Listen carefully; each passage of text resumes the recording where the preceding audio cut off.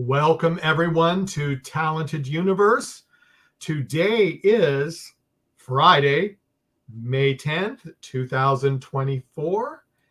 And I would like to first say hi to my co host, Vernon. How are you doing today? Good on you, Mike. It's good to be back and excited for our time with Kat. Kat Yeah. Velasco, welcome to the show. Hi, how's it going? Yeah, we're very excited to have you. I'm super Get excited to to be know you a here, bit so better. thank you so much. Yeah, absolutely. Now, Kat, you just said before we went on, you have been doing music for, you said 5 years? Yes, I have actually been singing since I was about 5 years old. Oh, I so that was have 5 years ago, right? Is that what you're yes, telling but I me? did start my own like I started writing and putting out music 4.5, 5 years ago. I Okay. think Okay. it's been a while. Something in that vein. I Yeah. feel like Yeah. time flies. So Yeah, it does. When you're having fun, right? exactly. So what motivated you to go into music? Oh my goodness. I it was so it's crazy. My story's a little bit different. I feel like when everyone else was like it was during COVID. So it was like when everybody else was like other musicians and artists were kind of at a stop. I was actually writing and I was just journaling so much and writing. I was working for Merrill Lynch at the time. I was studying for my Series 7 and we were all remote, everybody was at home. So I had a lot of time at home and I just started writing. I've been journaling over like the past, I've always been someone who journals and that's just like therapeutic for me. And um, I just remember like sitting there and being like, I never really imagined myself being in my hometown of Columbia, South Carolina. Um, and working, working this job at Merrill Lynch, even though it was amazing, I didn't see it for myself. And then I was just like, what do I really want in life? And then it was crazy. I started leading worship at church and Awesome. singing again. And once I started doing that and mixed with also journaling and writing, it's like music and songs just started pouring out of me. And it took me like 4 months to show it to my parents, but my parents have always been so supportive um and yeah, so I showed it to my parents and they're like, "Who wrote that?" And I was like, "I wrote this." And they're like, "Well, you're gonna record that." And I was like, "Okay." And so Amazing. I did, and then it Cool. just kind of snowballed from there. Now, did you say you were in Maryland? Is that what you said? I was in Columbia, South Carolina. Oh, okay. I thought you said Maryland, and that was confusing me. Okay, I was going, what? Okay. I'm hearing things. It's afternoon, It's sunspot Friday. It's activity, okay. big blow ups, so what do you do? Roger had Series 7 and music. How does that work? Yeah, it doesn't. It just doesn't. It's a people don't realize that like music is a full time. It's Mhm. more than full time. I Oh think yeah.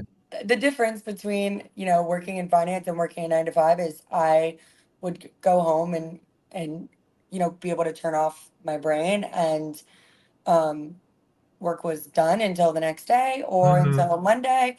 And, with music, it's like, there's always something to do.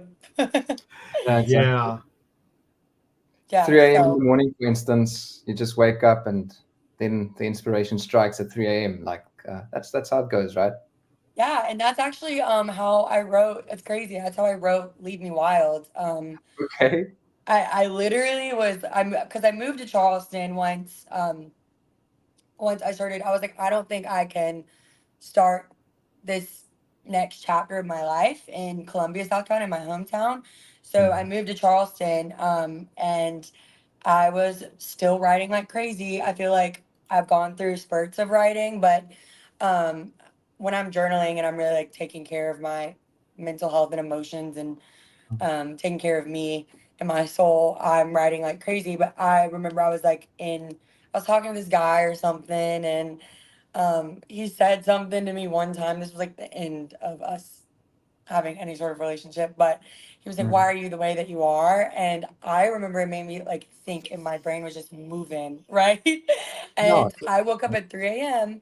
and I had a tune in my head because I write by ear. So I had a tune in my head, and the literally I just in one sitting just wrote all the lyrics of "Leave Me Wild" exactly how they are recorded, and That's there it amazing. is. So sometimes I love when it happens that way. Sometimes Yeah. it's a little bit harder, but Yeah. when I get it, there's nothing more exciting as a writer, as a songwriter, than when just inspiration strikes and it Mm. just flows.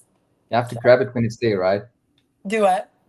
Yeah, exactly. I mean, I used to think that was like a unique thing with maybe one or two artists, but it seems to be a pattern where, artists just wake up 3 a.m. in the morning and then it's like, okay, the brain does not want to go back to shutdown mode, and it No. has to do something and it has to express itself now.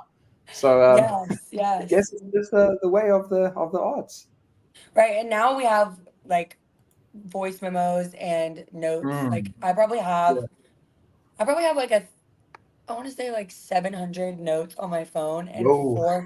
478 voice memos. Some that I've just like never gone through. If I don't like name them, I don't really listen to. I Mm. mean, it's 400 and something. It's a lot. So Yeah. there's probably some hits deep in there that I just haven't opened up yet. But now that I'm saying it and I'm recording new music right now, probably should do that. So Yeah, take like a week and just scan through everything and see oh like my gosh. what's the order, of the next hit when will Yes. be released. And yeah, man, that's awesome. That's so Yeah, cool. it's cool. Sometimes I'll listen to them and I'll be like, okay, that is terrible, But it's just like I do need to do like a full clean out, and also like Mm. who knows what's hiding in there. Because sometimes I mean 3 a.m. or I mean any Mm. time where I'm like I could be doing something and I'm just like write a lyric or sing a lyric, Mm. or sing a tune. Yeah, There's probably some stuff in there that that could be useful. So exactly. Yeah. Even if it's just like a hook for the next melody that you yes. feel can be catchy. Do you think that music is like a refining process, the writing part of it, or is it something that you are just you know blessed with out of the box and it's just there for, or is it, or what do you think? Because I've heard Ed Sheeran say some time ago that in his situation, it's he compared it to like an old building with a tap that if you first turn it open, there's some mud and stuff coming through, and then it's more clean water as you go along. So what do you think? I think it's incredibly disciplined. I think that I think that everybody has their own strengths and creativity. Like for instance, I literally still can't color in the lines. Like I can't draw a straight line. You know what I mean? Like Oh, I can relate. Yes. I am Hmm. not gifted in Um, that in art, like in drawing and write, just mm, not that way. But I've always I can look back at my life and think like I used to love writing, I used to love reading and then writing about the books that I would read, or like I always did really well in English and I always loved it. And I think that's so interesting because I never ever saw myself as a writer growing up. But who does until it kind of mhm, happens. But I think it's discipline. I have noticed that's actually been something that has been a new part of my life since I've been in Nashville. It's kind of like I can't sit there and be like, why can't I write anything if I'm not like mm, diligent about sitting down and writing my feelings and writing, mm, what do I want this next batch of music to be about? What I want to like, what is life? Recently it's been what have I learned in 26 years? So I've really been putting myself through it, because I want to be vulnerable and I want to share um, parts of my life as an artist in order to hopefully help others and inspire others. So yeah, I think for me recently, I've noticed, and throughout my entire music career, it's been I need to be on a discipline, and I need to also live life. Like I think that's one mm, thing that's huge. Like if you're writing music, like you can take from other people's experiences, but it's just there's something about taking that time to really live life Yeah. and experience life in order to write about it. Hmm. And especially, like, I guess, I'm just thinking with you now, like, because music for other people, that would be the thing that they go to a concert to break away from what the 9 to 5 would be. Like, we can enjoy that as artists, as work and as leisure, but would you say that it's important to also just have some other things that aren't related at all, just to take your mind off the hustle? Oh, 100%. That's something that I have people in my life to remind me of constantly Uh-huh. because, there's a saying of burnt out, Mm. but I know that I'll never get burnt out from music because it's like my love and Yeah. um, I just I just could not imagine. I never imagined my life this way, but now that it is, I couldn't imagine it any other way. And Yeah. I want to like I want to hold it dear to me because it is so precious in my life. And so yeah, I just it's very different. It's interesting. Yeah. Okay. Yeah, let's go to Arc 54's question. Good afternoon. Do you think your background in musical theater and competition in the Miss South Carolina Teen USA pageant There helped you you go. become a better artist slash more confident when you perform? Absolutely. There's like two sides to that answer of that question.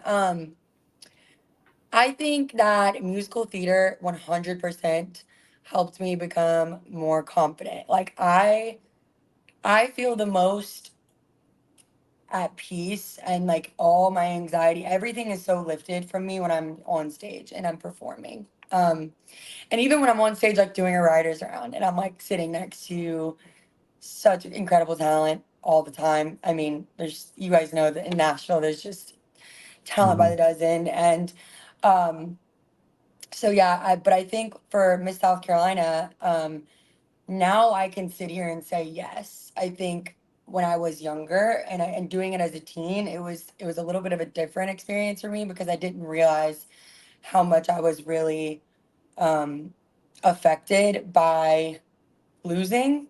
Like honestly, I didn't think I really cared because I knew I Mhm. never really wanted the things that I really took from it and enjoyed from Miss South Carolina was um, the people that I met, the talent portion, and getting to be on stage. Like that was it. I really did not like like on stage question and or Like interview. this. Yeah, I never liked interview or on stage question. It made me so nervous.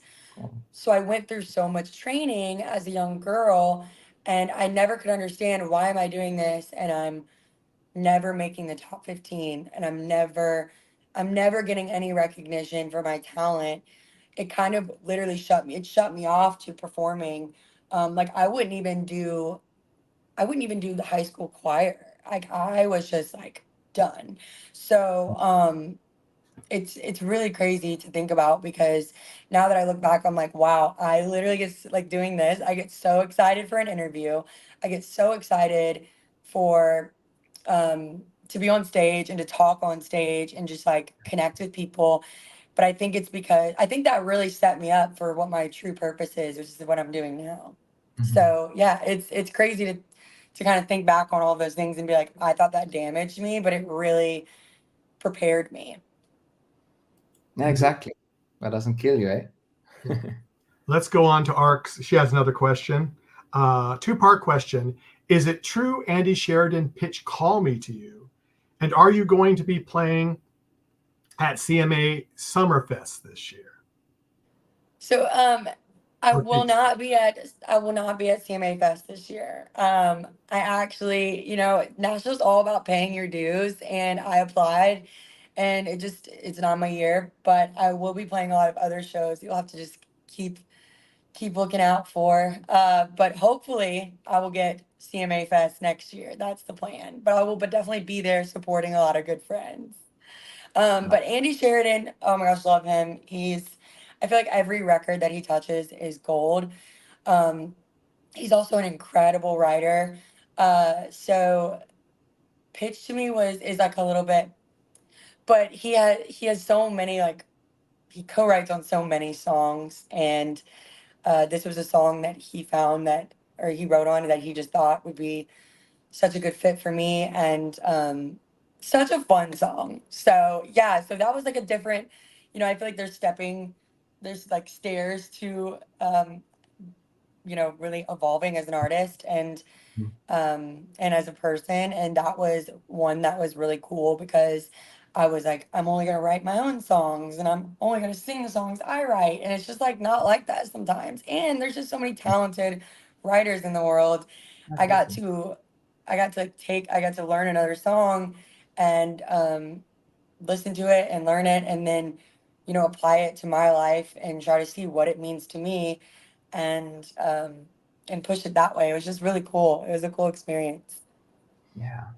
Yeah, and Roger says, I took a look at your video, Lead Me Wild. That's one I was talking about a little bit ago.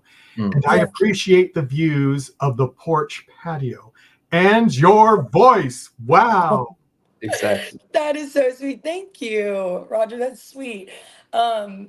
Yeah, that's my brother's house in Charleston. Oh, is it? Oh. Yes. So, yeah, his house is awesome. It's so beautiful. I mean, Charleston is gorgeous, and it's like anything by the ocean, like I'm there. So, and I really wanted to do that video because it was kind of like my goodbye letter to Charleston, or not goodbye, but like see you later, but just Mhm. like how much I really wanted it to like embody me at that time in my life.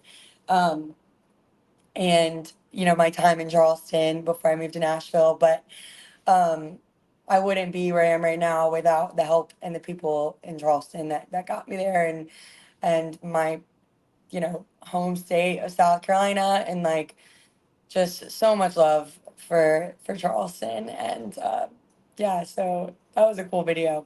Thank you again. No, it was a cool video. I mean, that one's, as I said, it stuck in me, and I was going, like, I recognize that place. Yeah, Yeah. Charleston's fine. It's a beautiful place. And I guess Mike would also agree with me.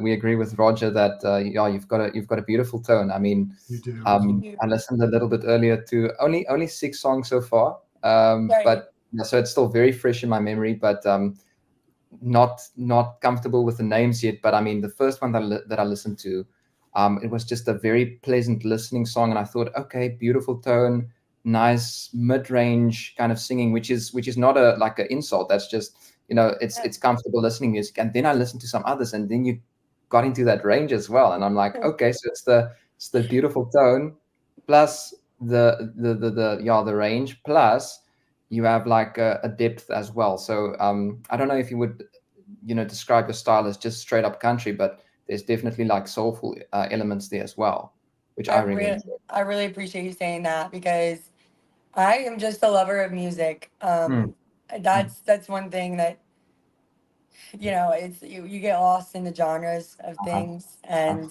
it gets a little bit hard. But you know what? I mean, I have the freedom to put out what I want, and to figure out what I want my sound to be, and what I want, and also like take from that and just listen. And like I love being creative, and like whatever's striking me at that time, why not put my own spin on it? And so that means a lot to me. Yeah, I like to have, just like a very diverse sound, and so that means the world. Yeah. So yeah, obviously I'm not familiar with all the songs, like I said, but are some of them covers as well, or are all of them originals? Do you have They're covers? they're they're all originals. Okay, that's amazing, because I Yeah. listened to, like, for instance, I listened to Criminal, and Mhm. I thought, okay, this sounds familiar, not in a way like you just doing someone else's song. It sounded like something that is a hit, you know. Did it Um, give you Amy Winehouse vibes it at did, all? Okay, it did, cool. it did a Yay. little bit. That's what That's I was what you going wanted? for. That's what I was going for. Yeah, no, I That was like that. huge inspiration for me when I when I made that record. It was I was playing a lot of weddings at the time, so I was listening to her, Mhm. or I was actually playing her songs a bunch. I was actually playing a lot of cover shows. So Yeah. when I got in the studio, I was like, I want to do this, and that is actually probably one of my favorite songs that I have written and recorded, and like one of the songs that I can actually like, because I don't like I obviously don't go around listening to myself and listening to my own music all day, so Yeah, it'd be a little yeah, bit weird. But yeah. when I do want to listen to my music and just like vibe out, that's one of the ones I always play. It's Sometimes so you fun. just hear a song and you know it's got all the good stuff in the recipe. And I felt that way about Thank that you. specific song. Others as well, of course, like Call Me is Beautiful. I mean, like I said, I'm still getting just Yeah. familiar with all of it. But I mean that one was just like, okay, this sounds like the perfect formula for something that I can see like fit into what it should be exactly, for what Thank it is. you. Yeah, I appreciate that. It was so fun, and I really want at that time I really wanted to. I started to grow so much as an artist, Yeah. and my sound and like what I want. I was just trying to figure out what I wanted. Sometimes doesn't work that way. Like, it's Mhm. just. Mhm. But the fact that I've had the freedom to figure it out, and I've had good people with me and producers. Good. That was when I did in Columbia, South Carolina, actually with Kenny and at Archer Avenue Studios in Columbia, my hometown. He's incredible, and I was just like, this is what I want. And like we were in the studio for like 3 days making that song, and God, it's just like I wanted like the raw sounds of my voice that's like soulful that like people don't really get to hear as much. And like, Yeah. yeah, I felt like I was like building a resume of music. And so thank you. I love that. Totally worth it. Totally worth those 3 days and the hustle. No, sounds amazing. Thank you. It's cool to see people like listening because I've actually had a lot of people love Criminal and be like and asking me to play it at live shows as well.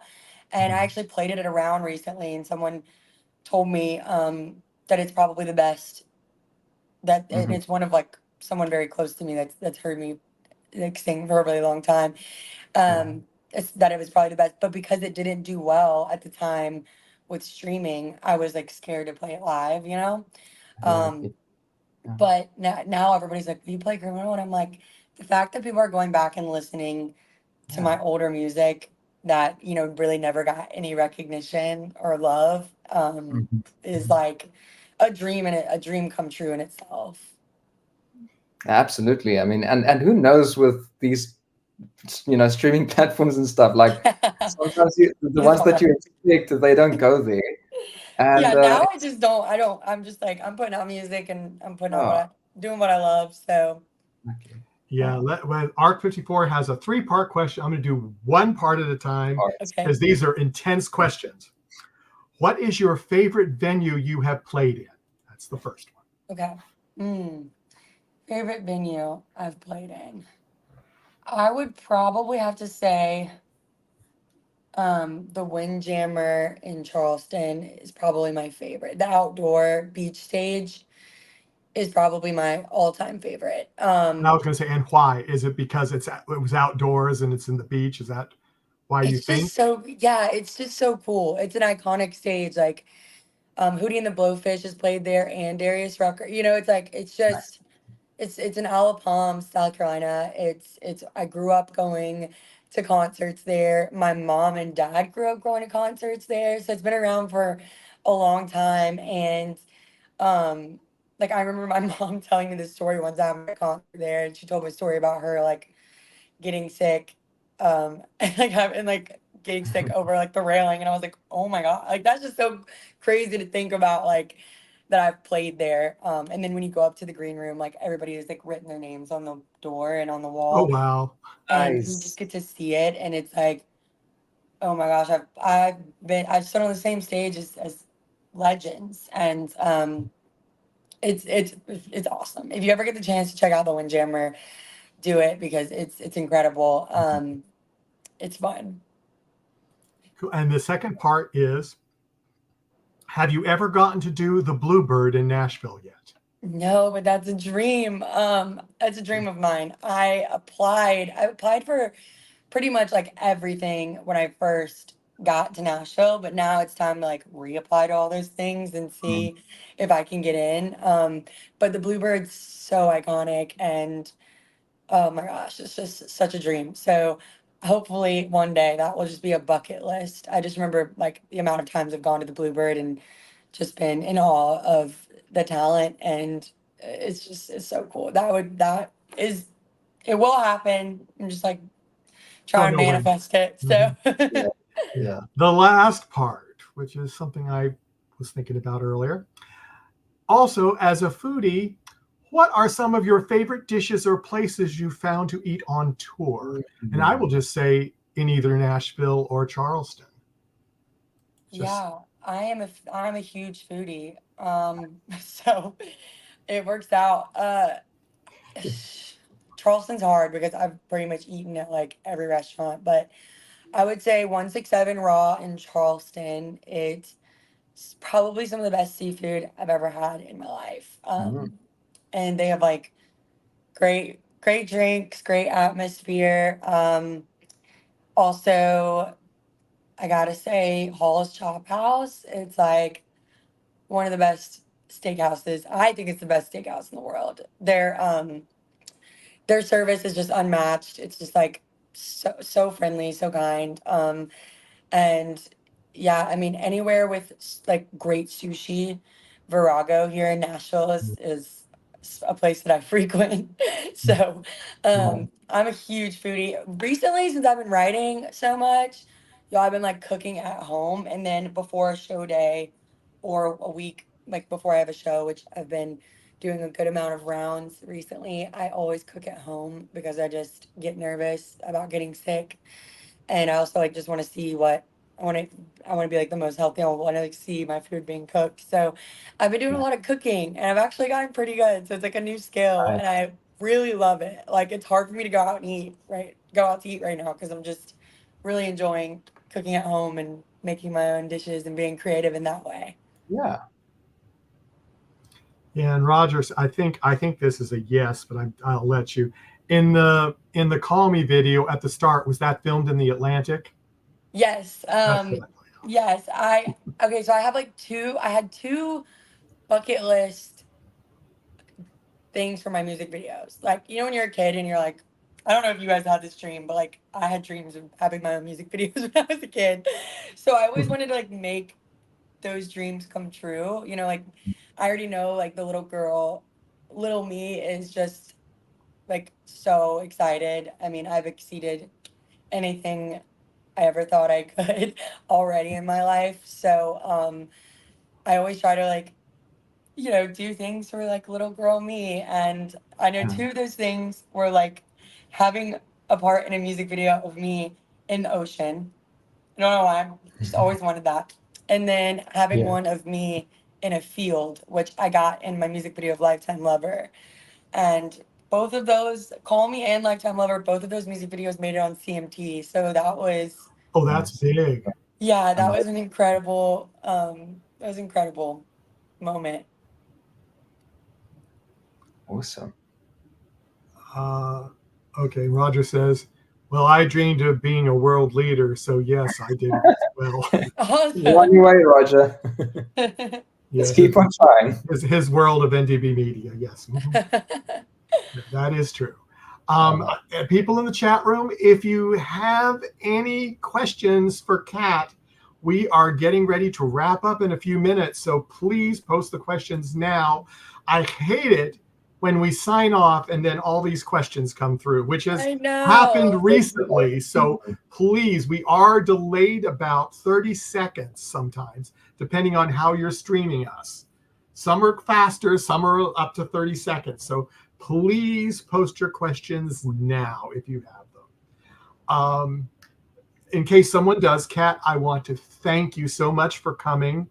And Thank if you you. have new material coming out or you just want to come and chat with us, we're Yeah. more than happy to accommodate you.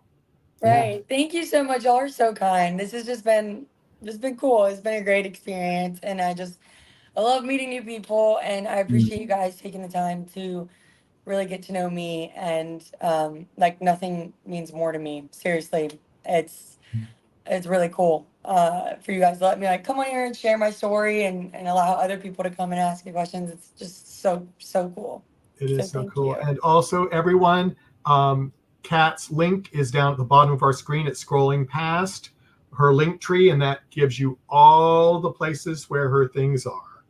And you So guys will have to. I don't know if you listen to the radio, if you listen to your phone, but my new single Shania just came out last week, and it hit country radio on Monday.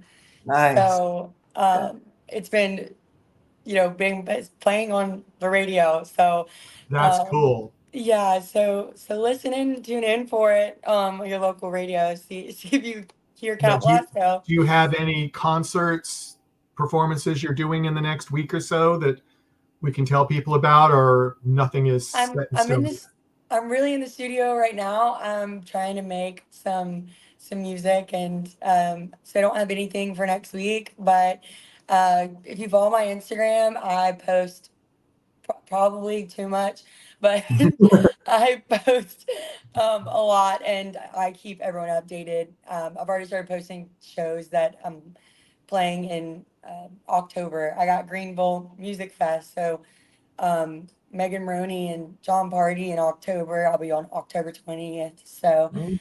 I'm really excited for that. And I'll just, if you follow me, I'll just keep you updated. And I just thank you so much. Thank you. I really appreciate everything, and you guys taking this time to get to know me. It means a lot to me. Oh, we're happy to do it. Arcade4 says, thank you so much for sharing your time with Thanks. us. I appreciate it. Of course. And Thank so do you. we. But we are going to sign off. Brennan, do you have any closing comments, or are you good? Yeah, just echoing what you already said, Kat. It's been amazing getting the chance to connect with you a bit, and yeah, we just absolutely wish you the best going forward. Thanks. May God bless you in all your adventures that lays ahead for you, and may you just continue to see more success and touch more lives. Oh, thank you. That's so sweet. Thank you so much. And I will be back. I'll be back to hang out with you guys because this is awesome. Yeah. And Hope you have- everyone, to know I haven't gotten anybody scheduled right now. I've got several tentatives, but check our page, ndbmedia.net. And on the front page, we will have what guests are coming up on our shows, and our regularly scheduled shows that are just basically talk shows or sports shows. Our network's got something almost for everyone. Got a travel show, and it's amazing what we've got. But anyway, thank you, Kat, again. And everyone, take care, and we'll see you next time. Bye. Bye, guys.